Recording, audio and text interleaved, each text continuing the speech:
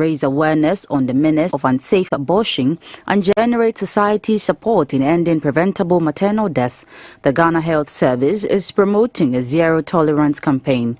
The regional director of the Ghana Health Service, Dr. May2022, warned against the surge in unsafe abortion. Dr. Tinkwang explained the rationale for the zero-tolerance campaign against unsafe abortion.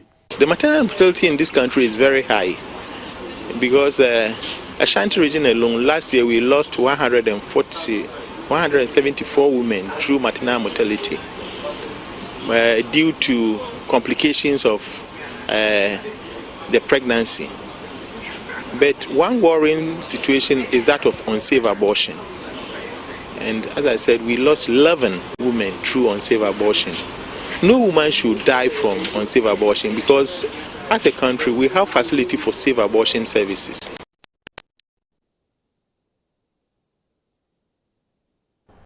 The Public Utilities Regulatory Commission has inaugurated a new office complex in Koforidua. This is to bring services to the doorsteps of clientele in the Eastern region. The Chief of Staff, Mrs. Akosia Frema Osayopare, charged the PURC to provide quality services, which is value for money. Established in October 1999, the Public Utilities Regulatory Commission (PURC) under Act 538 is a multi-sector regulator tasked to regulate the provision of electricity and water utility services. The Commission is also responsible for granting licenses to public utilities for the transmission, wholesale supply, distribution and sale of electricity in the country. It also monitors standards of performance. The Chief of Staff, Mrs. Akosia Frema Osayopare, urged the Commission to strengthen mechanisms to make regulated companies financially viable, considering the impacts of COVID-19 on the global economy. She commended the Commission for the establishment of regional offices across the country and bringing its services to the doorsteps of consumers to enhance stakeholder collaboration. It is equally important for the PURC to mainstream sustainable measures targeted at making tariffs more affordable to its stakeholders, mindful of the quality of service provided and the current global economic conditions. The decentralization policy of PURC, which is implemented through the establishment of regional offices, is a commendable one. By establishing regional offices, PURC has been able to extend its services to the doorsteps of consumers and enhance stakeholder collaborations. The Eastern Regional Minister, Mr. Seth Kwame Champong, encouraged government institutions to retool to make them more viable to deliver on their mandate. It is the priority of government to ensure that state institutions are adequately resourced to enable them discharge their functions effectively and efficiently. We can all attest to the fact that since the assumption of office of this government in 2017, under the able leadership of His Excellency the President, Nana Addo Akufo-Addo, a number of state institutions in various sectors have been retooled and provided with infrastructure such as the one we are witnessing now. The board chairman of PURC, Mr. Ebokwe, said plans are far advanced to establish new offices in the newly created regions. He hinted that in 2021, the Commission received 10,987 utility-related complaints and resolved 10,701 of these grievances. The complaints, he said, related to issues of dealing with damage of property, non-payment of utility bills, and quality of service supply, among others. The inauguration ceremony was also used to unveil the Commission's 25th anniversary logo, which will be marked later in the year.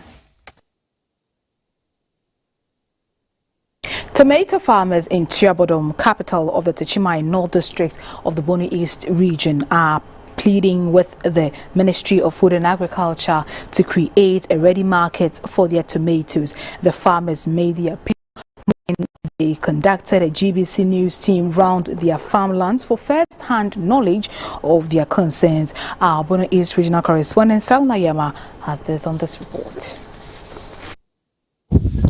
On our visit, there were large quantities of ripe tomatoes left unpicked, with some virtually rotten. They argue that their produce sometimes go bad on the farms for lack of a guaranteed market. This situation, they complain, is affecting the tomato business plus their livelihoods. Some members of the Tiobodom Tomato Farmers Association said their major headache is getting a guaranteed market for their produce, as market queens from the Bono East region and other parts of the country bypass them to Burkina Faso to purchase tomatoes. The farmers say the high cost of farm inputs, labor, and improved seeds is impacting negatively on tomato production in the area. A farmer, Mr. Clement Yabua, appealed to government to provide them with subsidized fertilizer. Benefit 4 million and now 400 Ghana. In this year, Yanaka Abumpa.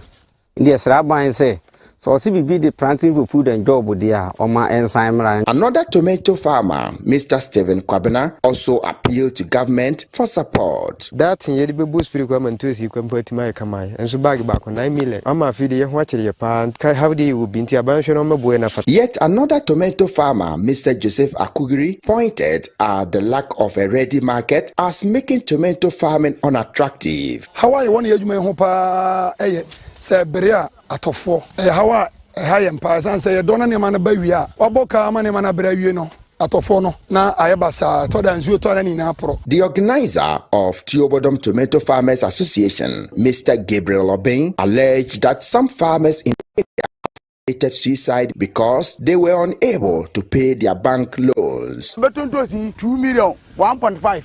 President Ekwafo 2 years ka na say car bosi akwaji 2 years ka yakwa kotua ebasa na bank ka no omodan ndi esrabare na abo afo say mpeye mo yewo media bem forso na be mebo na ntosi adwuma ye no entumpon. Another concern raised by the farmers is the bad road network. Tomato farming in Ghana is mostly rain-fed because irrigation systems are not effective. Production therefore takes place in the rainy seasons only, which requires the production of the best seed variety. Seed variety is one of the biggest challenges tomato farmers face because without the best variety, patronage is low. Tomato farmers in Ghana are confronted with the problem of lack of preferable seed variety by traders, processors, consumers, and this has resulted in a sharp decline in tomato production in the past years. According to the Ghana National Tomatoes Traders and Transporters Association, Ghana spends about $100,000 annually to import tomato paste because the preferred seeds for commercial cultivation are not available, and more so, Ghana loses 56 billion CFA to Burkina Faso by importing fresh tomatoes annually. For GBC News, Samuel Ayama, Tiobodom.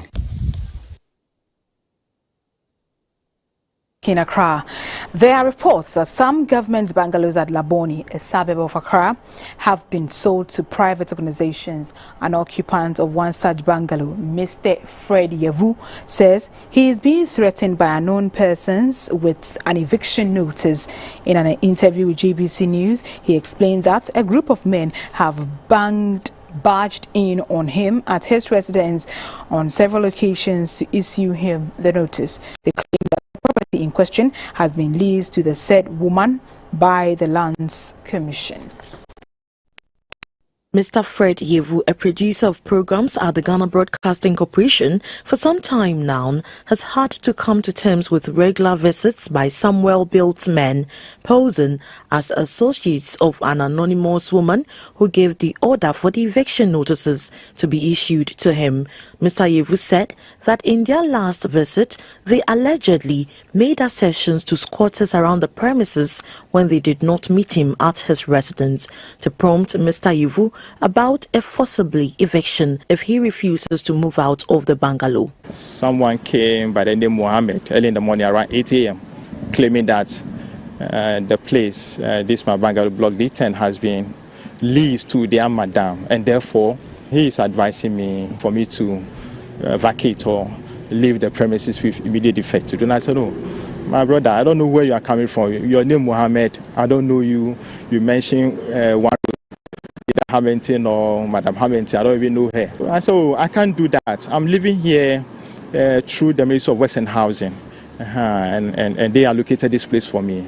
And as at now, as far as I'm concerned, I've not received any notification, any word from them that there's going to be an exercise or this my place is going to be for a different purpose, and therefore we have to move you or whatever. According to the agreement that we have, everybody is aware that if something of that sort to happen from the ministry, from the lawful agency, well, they have to reallocate you. And then you from nowhere that I should move. I don't think it's right. According to Mr. Yivu, his effort to report the issue to authorities at the Ministry of Works and Housing and the Ghana Police Service has yielded inconclusive results.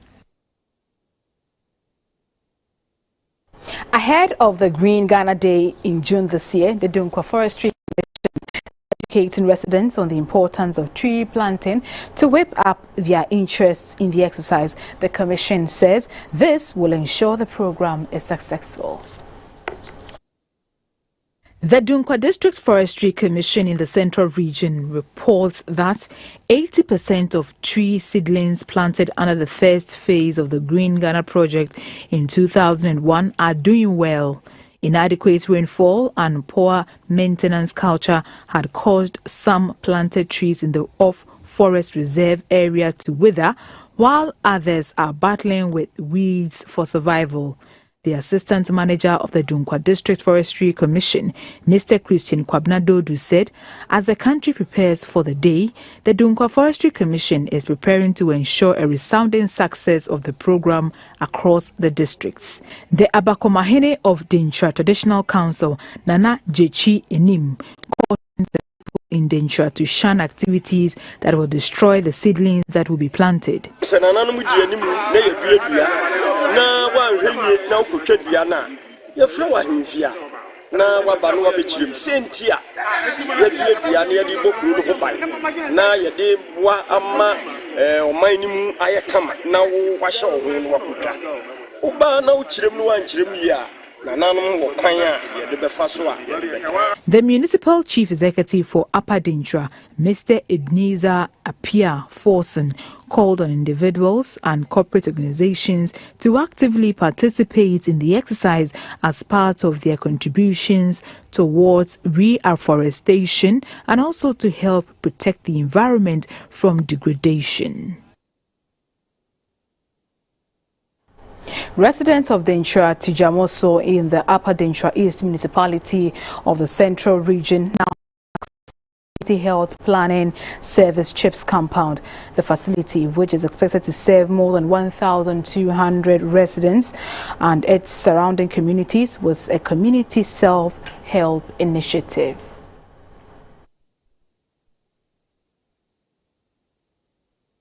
For years, residents of Dintra Tijamoso in the Upper Dintra East Municipality of the Central Region had to trek miles to Dunkwa to access quality health care, which posed a lot of threats to their lives. Pregnant women and children are mostly affected as they have to be carried on motorbike on the deplorable road to access health care at Dunkwa. The construction of this community health planning service CHIPS compound was an initiative by the chief, Nana Okofo-Kweku-Preko, and some community members. The chief of Dintra Tijamoso, Nana Okofo-Kweku-Preko, said due to limited resources from the government and the assembly, he promised to provide all the needed social amenities to the community when he assumed office a few years ago. Nana Okofo-Kweku-Preko appealed to the residents, both home and abroad, to support in the development of the community.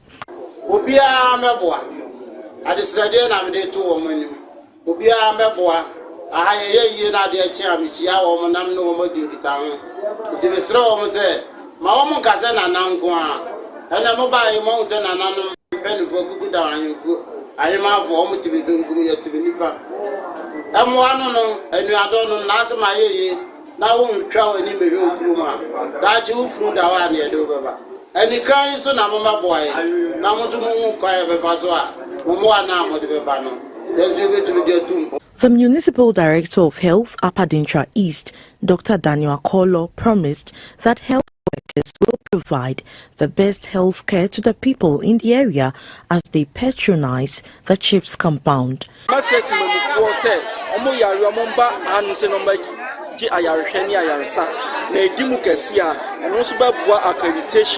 Now within 2-3 months, accreditation, now the midwife also become. Some of the residents were grateful to the chief for the initiative, since they will no longer have to spend hours before accessing quality health care.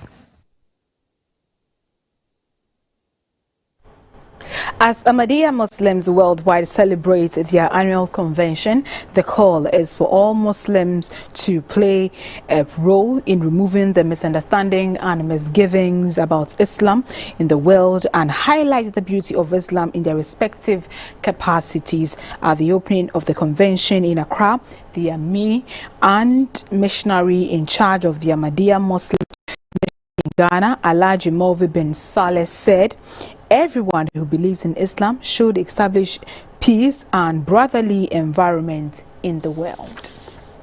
The 89th Annual National Convention on the theme Khilafat Ahmadiyya, a tool for authentic Islam revival. The Jalsa Salana Convention, held annually at Ahmadi Muslim communities in more than 200 countries, including Ghana, was instituted by the holy founder of the Ahmadiyya Muslim community, Hadrat Mirza Ghulam Ahmad of Qadian in India. The purpose of Jalsa Salana is to enable every sincere Ahmadi Muslim to personally experience true religious benefits and the existence of Allah, the all-living. The Ahmadiyya Muslim community was brought to Ghana in 1921 by a devout Indian Ahmadi Muslim missionary Amir Al-Hajj Rahim Nayar. At the opening of the convention in Accra, Emir and missionary in charge of the Ahmadiyya Muslim mission in Ghana, Alhaji Mulvi Mohammed bin Saleh, said that so-called religious clerics were taking advantage of innocent people by radicalizing them and brainwashing them through misinformation. He said such clerics were motivated only by greed and a lust for power, and so it was the duty of Ahmadiyya Muslims to inform people of Islam's real teachings.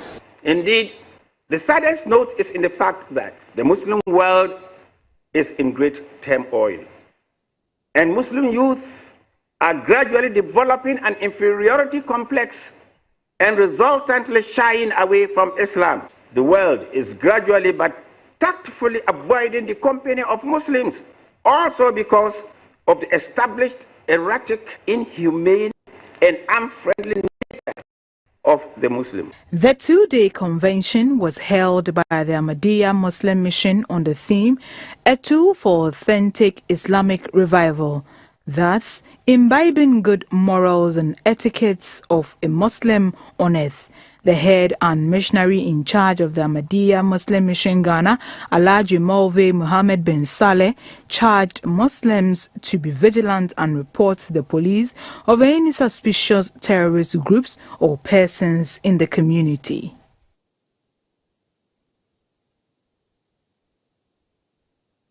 The Holy Child Hospital at Fijai, peri-urban community near Sekende, now has a new firefly phototherapy machine. The machine was donated by the Martyrs of Uganda Catholic Church in Takrade in a bid to help address the problem of neonatal jaundice in newborn babies. The Holy Child Hospital at Fijai is an outpatient department hospital with a daily attendance of about 250. Most cases are related to maternal needs, recording over 60 deliveries per month. However, the hospital is confronted with some challenges which hinders their operations. These include a fit-for-purpose firefly phototherapy machine, which is used to help treat neonatal jaundice among newborns. The Martyrs of Uganda Catholic Church responded favorably to the urgent call of the hospital and donated the machine. The donation was part of the Silver Jubilee celebration of the church. The chairman of the church's anniversary planning committee, Dr. Bernard Boateng-Dua, said the gesture was part of the church's contribution to help eradicate childhood jaundice in the region. The medical superintendent of the Holy Child Hospital, Dr. Barbara Fenyi, commended the church for coming to the aid of the hospital, saying it will bring relief to parents and save lives. She also called on other organizations to come to their aid to help provide quality services to the people of Fujai and its surrounding communities.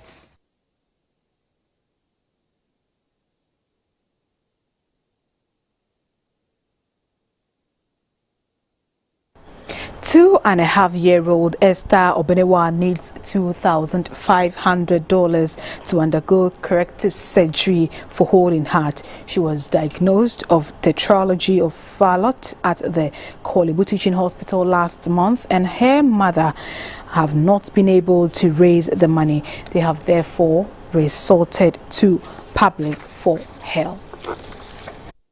Esther Obenewa was referred from the Princess Marie Louise Children's Hospital following incessant visits and complaints of fatigue, fast breath and delayed milestone. Her parents, Madame Comfort Abuaji, a 42-year-old trader, and Mr. Isaac Obin, a steel bender, say their daughter has been suffering since birth.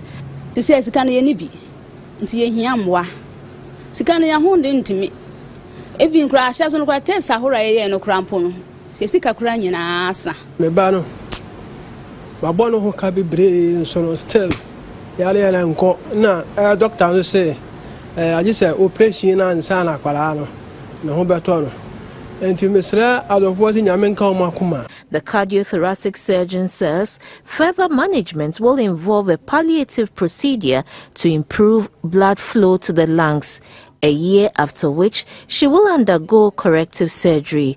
Donors who wish to support the family to raise $2,500 can do so through the Accra Girls branch of the Bank of Africa, account name Isaac Obing, account number 0900-620-3922, or MTN mobile money number 0544-565-384. Payments can also be directed to the National Cardiothoracic Center of the Korle Teaching Hospital for 2.5-year-old Esther Obenewa.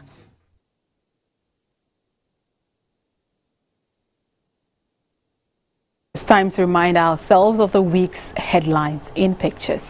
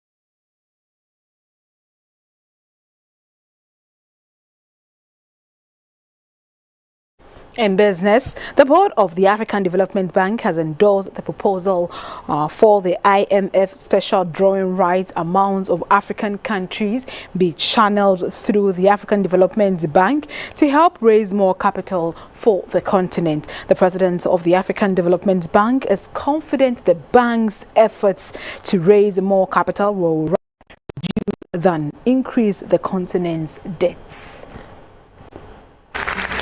The African Development Bank annual meeting has ended after 5 days of a search for policy options to address Africa's economic pressures induced by COVID-19, climate change, and the Russian-Ukraine crisis.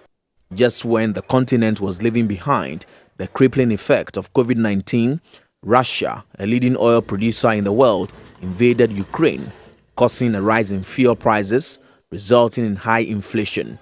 The discussions at the 5-day meeting centered on positioning the African Development Bank to raise more capital through the African Development Fund.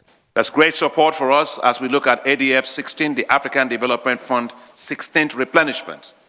I'm grateful to all of our donors, our partners, who have shown very, very strong commitment towards that.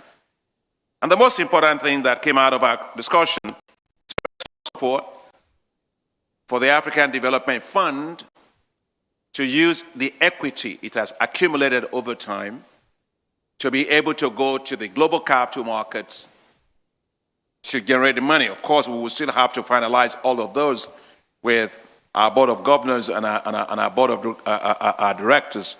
At the closing ceremony in Accra, Finance Minister Mr. Ken Ofri-Atta urged the AFDB to collaborate with the AU to establish a fiscal stability mechanism to safeguard the continent's economies. The AFDB in the past 50 years has contributed immensely to the development of the continent. At the height of the COVID-19 pandemic, the bank made available a $10 billion emergency fund for the continent. The bank, through its concessionary arm, has over the years executed 270,000 projects, connected 15.5 million Africans to electricity and 40 million people to potable water. The next AFDB meeting is scheduled for Cairo, Egypt. Maurice Ogbete, GBC News, Accra.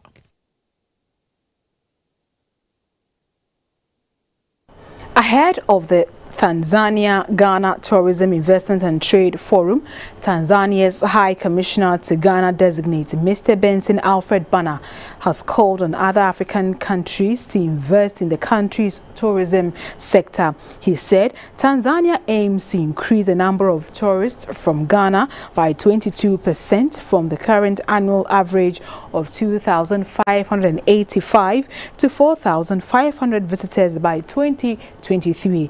Mr. Banner indicated that trading and investing in Tanzania's agricultural sector will help the country put up more fertilizer plants in addition to the existing two. He said this addressed the inconveniences and hike in food prices as a result of the Russia-Ukraine war.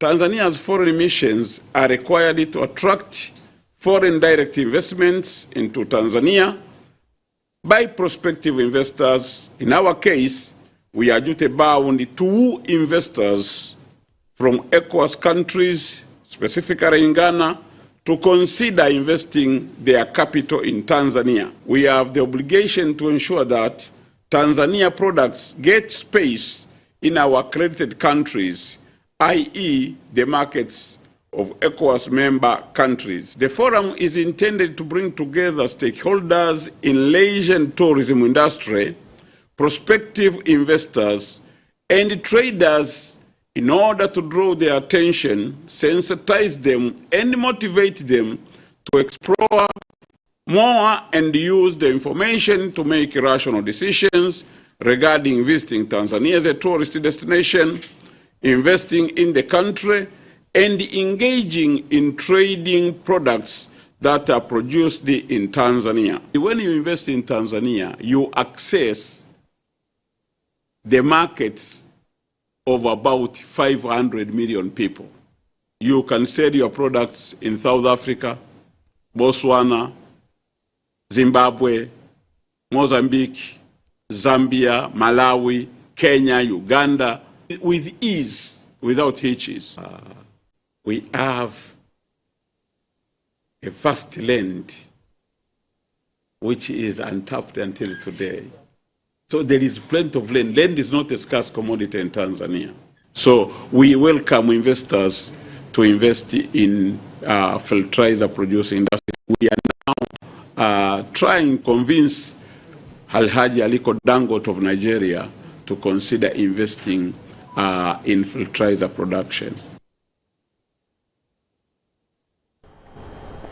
The Chief Executive of the Ghana Enterprises Agencies, Mrs. Kosi Yankee Aye, has indicated that the agency, per its mandate, is committed to promote and develop the MSMEs sector through the provision of timely interventions. She said the GEA, together with the MasterCard Foundation Youth Africa Works project, have supported 8,000 beneficiaries that were attached to approved GEA skilled craft persons across the country and have completed their technical training. The project, which is aimed at creating 39,000 decent jobs for the youth, and in its last phase has so far created 28,483 jobs. 3 years ago, the Ghana Enterprises Agency and the MasterCard Foundation worked together to design a project which was under the Young Africa Works project. The idea behind it was to create employment and support government's interventions in ensuring that the youth of this nation have dignified and fulfilling jobs. Our target as Ghana Enterprises Agency was to create 39,000 jobs, and 3 interventions were under the program. We realized that for many people who go through training of receiving a skill, they're not able to turn it into a business venture or viable businesses. So we came up with a program where we support and assist the youth to turn their skills into businesses or viable ventures. One of the things we realized in the intervention was that we also needed to build the skills craftspersons, because yes, they might have the knowledge, but they also lack in some of their business strategies or tools. So providing them with financial literacy or financial management support. We have this very important intervention called Kaizen that helps them accelerate the growth of their businesses. We provided that intervention. We also provide them with small business management as well to be able to grow and build their businesses. So we didn't leave them standing. We also gave them stipends to be able to take care of the youth who they were training. This was all to allow them the flexibility and the room to grow their businesses.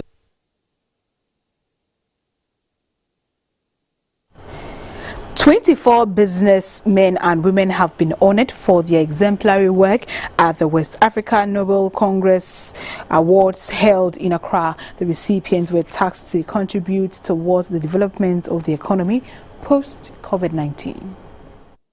The West Africa Nobel Congress Awards is an annual event that focuses on excellence exhibited by players in the SME and corporate space.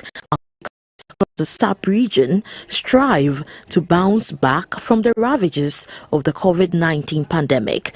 Recipients of the West Africa Nobel Award, in an interview with GBC News, said the time is apt for all expertise present in various sectors of West African economies to be deployed in building a strong business environment. We are coming up with innovative financing schemes that allows SMEs, allows industries, etc., to capitalize on solar as a way of decarbonizing electricity, also as a way of saving cost on energy, and of course making the environment much more cleaner. Our contribution is to make sure, like I did, we introduced a knowledge bank, and then we have to get the youth to work. If we can take 5,000 people and try and give them a job in a different way, let's do it. It's a company very focused on making sure that people get employment. How do we go about that wages actually meet standards of living? The discussion this evening has been quite splendid. We've had a lot of intellectuals. We'll be creating networking, and then we believe that we can contribute to the growth of Ghana economy. Members of the West African Nobel Forum were called upon to contribute their quota to ensure that economies can withstand the vagaries of climate change, COVID-19, and the wrath of the Russia-Ukraine conflict.